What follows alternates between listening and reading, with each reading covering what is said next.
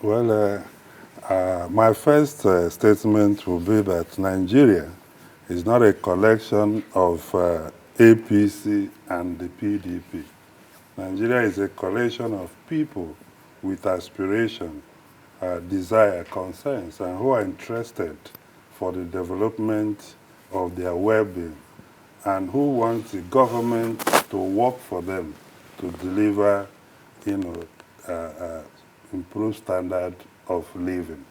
Each time we speak in the country, where we talk as if Nigeria belongs to politicians. It doesn't belong to politicians. And what I see is that the politicians have helped to collapse all agencies of social mobilization. Today, the government, whether the previous government or this government, they are struggling with this issue of protest for many reasons.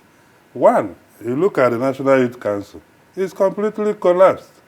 You look at National Youth Parliament, collapsed by political overarching interests. Look at the National Association of Nigerian Students, completely collapsed. And you look at the struggles with the youth ministry. It is right now that they are trying to address press conferences, engage the people, through the media. You look at the people president appointed as SA on community engagement. They were able to raise money to advertise Senator Dave Umar for his 61st birthday on national newspaper. But they could not publish the government policies and how it's affecting the people to the communities where they are representing the president. So our governance philosophy is dysfunctional, is defective. And I see that politicians are competing with celebrities on who will showcase more affluence and luxury. And we are talking about public funds. Those celebrities are into private business. You are using public funds. 90% of the cars, in fact 100% or more of the cars used by politicians in this country are imported. That is capital flight. And I'm just giving you variables of discontent that is affecting, the people. So you look at a situation where the president is seen as the only person that is responsible for the well-being of the people in a federation. You have to fly traditional rulers from their local communities to Abuja. Money was spending, I'm sure they're going to sleep in the hotels. Even governors had to come to the villa from their various states. Is the only president that we have in this country? Is there any state in this country that the government is owing their monthly allocation? Why are we so fixated in the center as if, and as well even some of the governors, excuse me, the governors are supposed to be holding consultations in their state and giving public account to the people of how they have used billions of naira that accrue to them. The presidency is also supposed to be doing so at the federal level.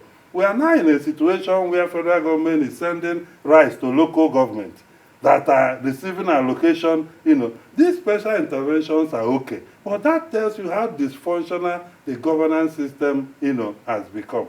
Section 14.2 of the Constitution made it clear that the primary responsibility of government is security and welfare of the people. How you deliver that security and welfare through your policies is what is very critical. For me, I believe that the people has the right to protest.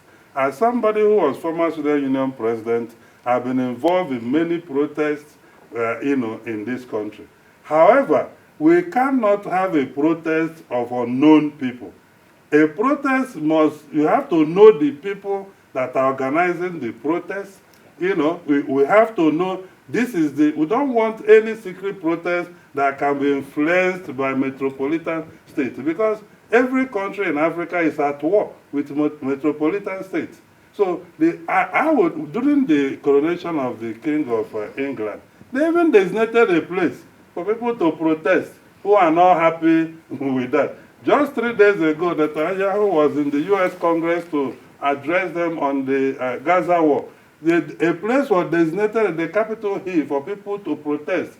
So I don't fashion the idea of 4,000 policemen being mobilized to stop people from protesting. That is not. I would rather that every state in the federation, those who are doing the protest should come out and then, put their details out there. Government should designate Eagle Square or Unity Fountain across states. Designate places where the people can come out.